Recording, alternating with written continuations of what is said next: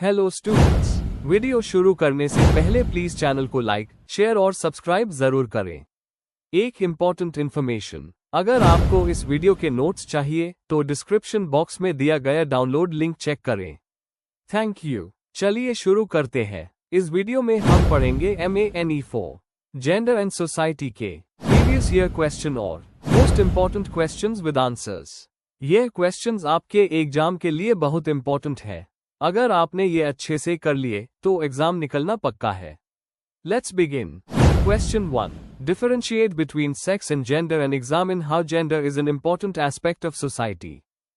Question explanation. इस question में हमें बताना है कि सेक्स और जेंडर में क्या अंतर है, मतलब बायोलॉजिकल और सोशल डिफरेंस। साथ ही हमें ये भी समझाना है कि जेंडर समाज का एक इम्पॉर्टेंट एस्पेक्ट क्यों माना जाता है और ये कैसे रोल्स, बिहेवियर और आइडेंटिटी को अफेक्ट करता है। आंसर। इंट्रोडक्शन। सेक्स और जेंडर दोनों ही इंसान की आइडेंटिटी को समझने के लिए बहुत जरूरी कॉन्सेप्ट्स हैं। सेक्स बायोलॉजिकल होता है, जैसे मेल, फीमेल या इंटरसेक्स। लेकिन जेंडर एक सोशल और कल्चरल कॉन्सेप्ट है जो बताता है कि सोसाइटी के हिसाब से लड़का या लड़की कैसे बिहेव करना चाहिए। फेमिनिस्ट थिंकर्स जैसे सिमोन द बोवा और जूडिथ बटलर ने ये समझाया कि जेंडर एक सोशल कंस्ट्रक्शन है जिसे सोसाइटी बनाता है, नेचर नहीं। Main body. 1. सेक्स और जेंडर का अर्थ और अंतर। सेक्स बायोलॉजिकल आइडेंटिटी है जिसमें क्रोमोसोम्स, हार्मोन्स और रिप्रोडक्टिव ऑर्गन्स शामिल होते हैं। जेंडर एक सामाजिक सोच है जिसमें लड़कों और लड़कियों के लिए अलग अलग रोल्स और एक्सपेक्टेशंस सेट किए जाते हैं। एग्जाम्पल के तौर पर, लड़का होना जरूरी नहीं कि इंसान हमेशा मैस्कुलिन ट्रेट्स दिखाए। ये सब समाज सिखाता है। सिमोन द बोवा ने कहा था, one is not born but rather becomes a woman, मतलब लड़की पैदा नहीं होती, उस समाज बनाता है। 2. जेंडर एक सोशल कॉन्स्ट्रक्ट के रूप में। जेंडर आइडेंटिटी और रोल्स को फैमिली, स्कूल, रिलीजन और मीडिया शेप करते हैं। बचपन से ही सोशलाइजेशन के जरिए बच्चे सीखते हैं कि उन्हें कैसे रहना है, जैसे लड़कियों को केयरिंग और लड़कों को स्ट्रॉन्ग बनाना सिखाया जाता है। मार्गरेट मीड के स्टडीज ने दिखाया कि हर कल्चर में जेंडर रोल्स अलग होते हैं। इससे ये साबित होता है कि जेंडर नेचुरल नहीं बल्कि सामाजिक रूप से बना हुआ कॉन्सेप्ट है। 3. समाज में जेंडर का महत्व। जेंडर समाज के ऑर्गेनाइजेशन का एक बेसिक प्रिंसिपल है। यह डिसाइड करता है कि कौन किस रोल में होगा, घर, काम और पॉलिटिक्स में। कई समाजों में मर्द डिसीजन मेकिंग पोजीशंस में होते हैं, जबकि महिलाएं अनपेड डोमेस्टिक वर्क करती है। जेंडर आइडेंटिटी भी यही तय करती है कि एक व्यक्ति खुद को कैसे देखता है और समाज उससे कैसे देखता है।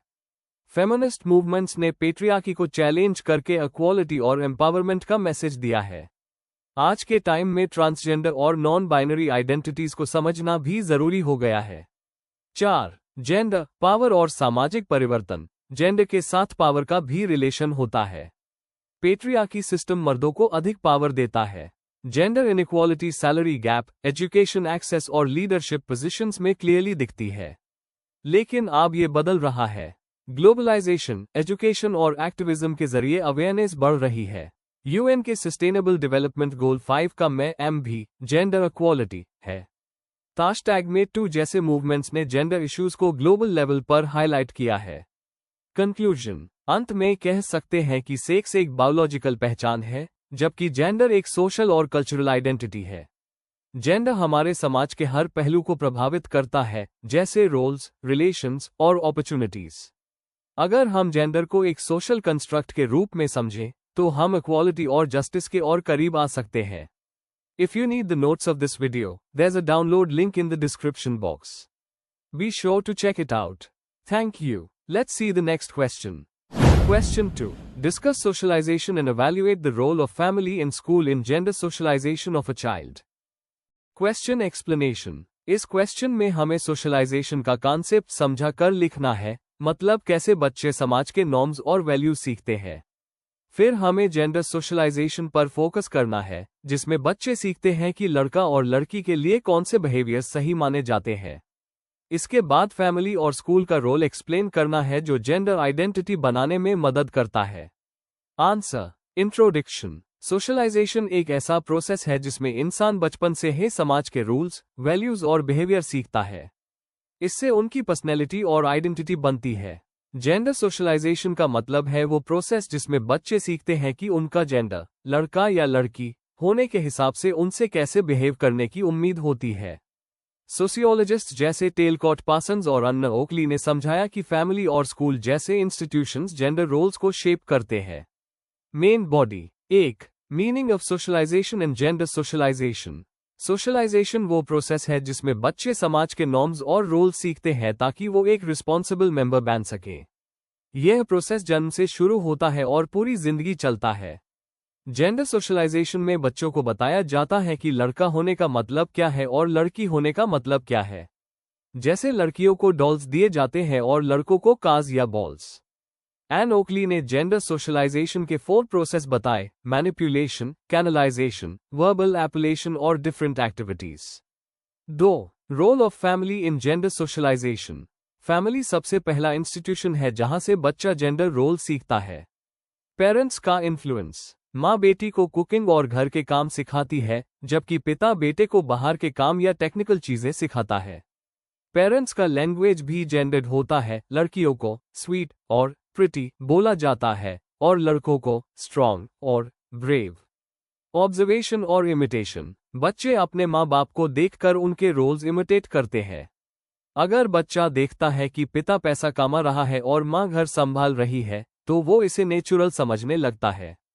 Cultural norms. Family cultural beliefs के जरिए बताती है कि मैस्कुलिनिटी और फेमिनिनिटी क्या होती है। इंडियन फैमिलीज में अक्सर लड़कों को करियर और लीडरशिप के लिए मोटिवेट किया जाता है, जबकि लड़कियों को फैमिली ओरिएंटेड बनाया जाता है। 3.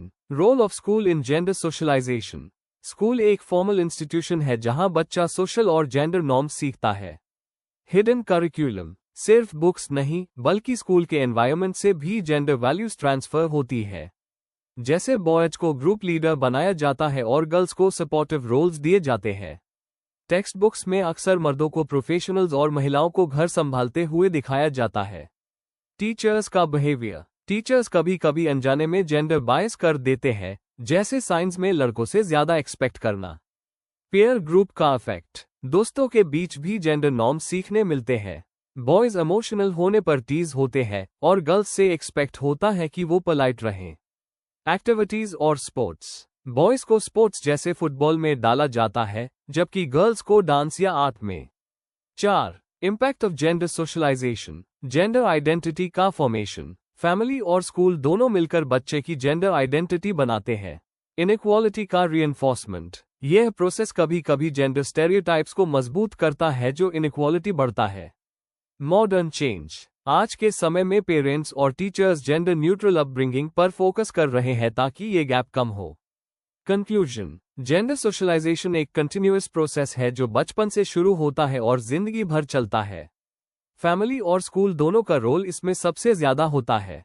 अगर हम इन इंस्टीट्यूशंस को जेंडर सेंसिटिव बनाएं, तो एक बैलेंस्ड और इक्वल सोसाइटी बन सकती है।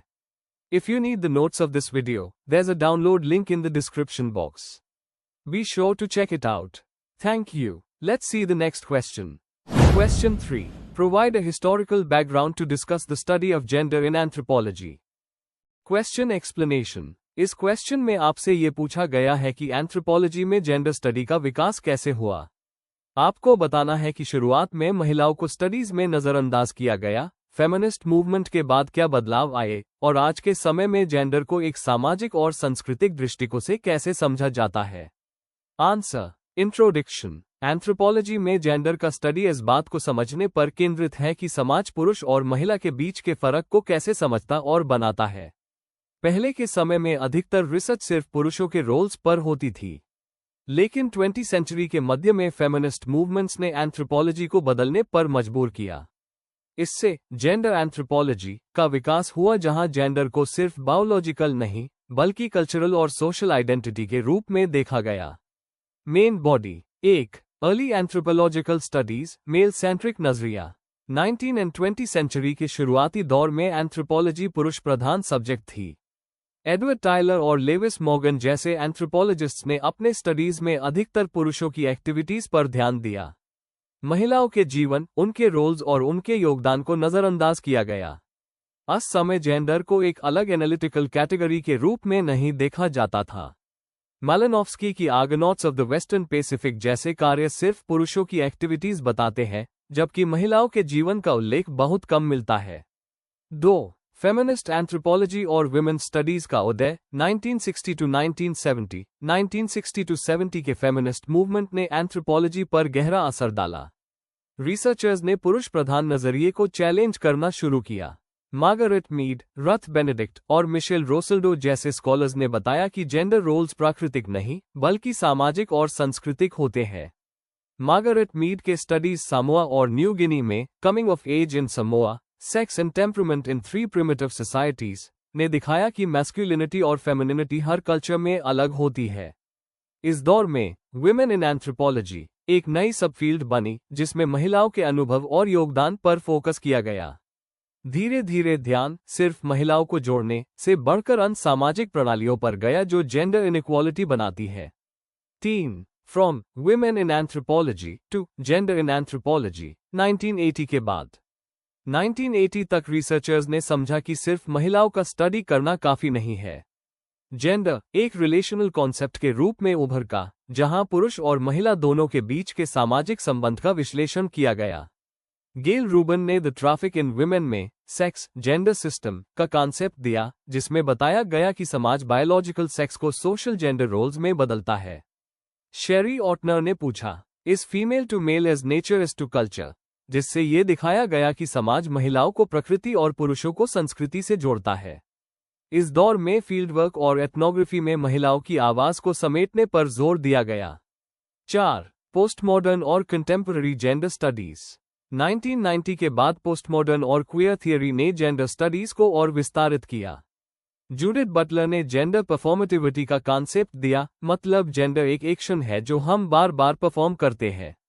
आप जेंडर के साथ रेस, क्लास और सेक्सुअलिटी के संबंध को भी समझा जाने लगा, इससे इंटरसेक्शनैलिटी कहा गया। आज के समय में एंथ्रोपोलॉजिस्ट्स मैस्कुलिनिटी, ट्रांसजेंडर आइडेंटिटीज और LGBTQ जोड़ कम्युनिटीज पर भी काम करते हैं।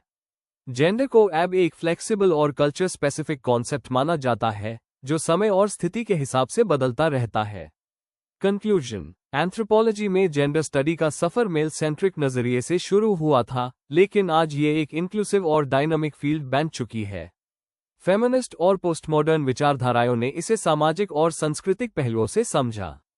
आज जेंडर को एक कॉम्प्लेक्स और बदलते हुए आइडेंटिटी के रूप में देखा जाता है, जो हर समाज के स्ट्रक्चर और पावर रिलेशंस को समझने में मदद करता है। If you need the notes of this video, there's a download link in the description box. Be sure to check it out. Thank you. Let's see the next question. Question 4. Discuss the contribution of Judith Butler to the study of gender in anthropology. Question explanation. इस question में हमें Judith Butler के gender studies में योगदान को समझाना है, खासतौर पर उन्होंने एंथ्रोपोलॉजी को कैसे इन्फ्लुएंस किया। हमें उनके मेन थियरीज जैसे जेंडर परफॉर्मेटिविटी, जेंडर के बाइनरी सिस्टम पर उनकी क्रिटिक और फेमिनिस्ट और क्वियर स्टडीज पर उनका असर एक्सप्लेन करना है। आंसर। इंट्रोडक्शन। जूडिथ बटलर एक बहुत हाई प्रभावशाली फेमिनिस्ट थिंकर है जिन्होंने जेंडर और आइडेंटिटी के कॉन्सेप्ट को पूरी तरह से बदल दिया। उनके विचारों ने एंथ्रोपोलॉजी में नए नजरिए लाए जहां जेंडर को बायोलॉजिकल नहीं बल्कि कल्चरल प्रोसेस माना गया। बटलर का सबसे इंपॉर्टेंट कॉन्सेप्ट जेंडर परफॉर्मेटिविटी ने स्कॉलर्स को यह समझाया कि जेंडर एक एक्शन है, एक प्रैक्टिस है जो सोसाइटी के रूल्स के अकॉर्डिंग परफॉर्म किया जाता है। Main body. 1. जेंडर परफॉर्मेटिविटी का कॉन्सेप्ट। बटलर ने अपनी किताब जेंडर ट्रबल 1990 में कहा कि जेंडर कोई पहचान नहीं बल्कि एक परफॉर्मेंस है। हर इंसान अपने एक्शंस, ड्रेसिंग स्टाइल, बोलने के तरीके और बिहेवियर से जेंडर परफॉर्म करता है। यह रिपीटेड परफॉर्मेंसेस ही जेंडर को नेचुरल दिखाती है, जबकि असल में ये सोसाइटी के नॉर्म से बनती है। एग्जाम्पल, एक लड़की का फेमिनिन ड्रेस पहनना या लड़के का मैस्कुलिन टोन में बात करना, यह नेचुरल नहीं बल्कि सोसाइटी के एक्सपेक्टेशंस का रिजल्ट है। एंथ्रोपोलॉजी में इससे पहले जेंडर रोल्स को नेचुरल माना जाता था, पर बटलर ने ये सोच बदल दी। 2. बाइनरी जेंडर और एसेंशियलिज्म पर बटलर का क्रिटिक। बटलर ने कहा कि सिर्फ डू जेंडर, मेल और फीमेल का सिस्टम एक लिमिटेशन है। उनके हिसाब से जेंडर एक स्पेक्ट्रम है जहां आइडेंटिटीज फ्लूइड होती है। इस थियरी ने एंथ्रोपोलॉजिस्ट्स को इनकरेज किया कि वो अलग अलग कल्चर्स में जेंडर के यूनिक फॉर्म्स को समझें। एग्जाम्पल, इंडिया के हिजरा कम्युनिटी या native American two spirit identities एब बटलर के थियोरेटिकल फ्रेमवर्क से स्टडी की जा रही है। उन्होंने एसेंशियलिज्म को रिजेक्ट करके जेंडर को एक सोशल और कल्चरल कॉन्स्ट्रक्ट के रूप में समझा। 3. फेमिनिस्ट और क्वियर एंथ्रोपोलॉजी पर बटलर का असर। बटलर ने फेमिनिस्ट और क्वियर थियरी को एंथ्रोपोलॉजी से जोड़ा। उन्होंने ये कहा कि वुमन एक स्टेबल कैटेगरी नहीं है, बल्कि सोशल और पॉलिटिकल कॉन्टेक्स्ट से बनती है। इससे एंथ्रोपोलॉजिस्ट्स ने अपनी स्टडीज में जेंडर आइडेंटिटी को एक डायनामिक प्रोसेस के रूप में समझा। क्वियर एंथ्रोपोलॉजी, जो सेक्सुअलिटी और जेंडर डाइवर्सिटी पर फोकस करती है, बटलर के विचारों से काफी प्रभावित हुई। ए फ्लैट एंथ्रोपोलॉजिस्ट्स परफॉर्मेंस के जरिए जेंडर को समझने लगे हैं, न कि सिर्फ रोल्स के जरिए। 4. एंथ्रोपोलॉजी के मेथडोलॉजी और थियरीज में बदलाव। बटलर के परफॉर्मेटिविटी कॉन्सेप्ट ने रिसर्च मेथड्स को भी बदल दिया। अब एंथ्रोपोलॉजिस्ट्स जेंडर के एक्सप्रेशन, लैंग्वेज और रिचुअल्स पर फोकस करते हैं। फील्डवर्क अब एक परफॉर्मेंस स्पेस बन गया है, जहां लोग अपने जेंडर को एक्सप्रेस करते हैं। बटलर ने दिखाया कि जेंडर एक स्टैटिक रियलिटी नहीं, बल्कि हर कल्चर में नए तरीके से परफॉर्म होता है। इससे एंथ्रोपोलॉजी में जेंडर के स्टडी और ज्यादा इंक्लूसिव और लेयर्ड हो गई। कंक्लूजन, जूडिथ बटलर ने जेंडर को एक परफॉर्मेटिव एक्ट के रूप में समझाकर एंथ्रोपोलॉजी को एक नया दिशा दी। उन्होंने जेंडर के रिजिड बाइनरी सिस्टम को चैलेंज किया और आइडेंटिटी को एक कल्चरल परफॉर्मेंस के रूप में समझाया। उनके आइडियाज ने एंथ्रोपोलॉजी को और इंक्लूसिव और डायनामिक बना दिया। आज के टाइम में जेंडर स्टडीज उनके थियरीज के बिना अधूरे हैं। If you need the notes of this video, there's a download link in the description box. Be sure to check it out. Thank you. Let's see the next question. Question 5. Write short notes on any four of the following. A. Homosexuality. B. Ruth Benedict. C. Nair women. D. Black feminism. A. Bodies at menopause. Question explanation. इस question में हमें दिए गए topics में से 4 पर short notes लिखने हैं। हर टॉपिक जेंडर और सोसाइटी से जुड़ा एक इंपॉर्टेंट एस्पेक्ट दिखाता है, जैसे सेक्सुअलिटी, फेमिनिस्ट मूवमेंट्स और कल्चरल रोल्स। हर नोट में डेफिनेशन, थियरी और एग्जाम्पल के साथ बेसिक एक्सप्लेनेशन देना जरूरी है। आंसर। इंट्रोडक्शन। जेंडर और सोसाइटी के बीच का संबंध एंथ्रोपोलॉजी में एक इंपॉर्टेंट स्टडी एरिया है। जब हम अलग अलग थिंकर्स और सोशल एग्जाम्पल्स को समझते हैं, तब हमें जेंडर के मल्टीपल फॉर्म्स और कल्चरल वेरिएशन समझ में आते हैं।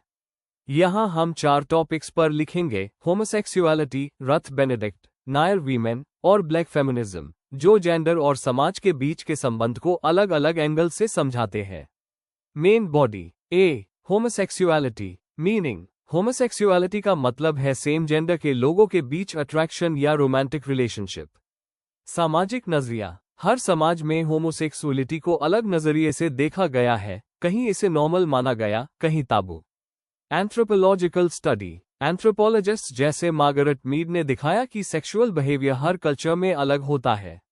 आधुनिक कॉन्टेक्स्ट। आज के टाइम में LGBTQ+ राइट्स के मूवमेंट्स ने होमोसेक्सुअलिटी को सामाजिक और कानूनी रूप से एक्सेप्ट कराया है, जैसे इंडिया में 2018 में सेक्शन 377 हटाया गया।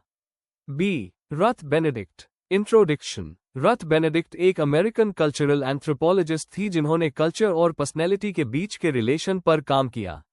कॉन्ट्रीब्यूशंस। उनका famous book patterns of culture था, जिसमें उन्होंने बताया कि हर कल्चर अपना एक पैटर्न बनाता है।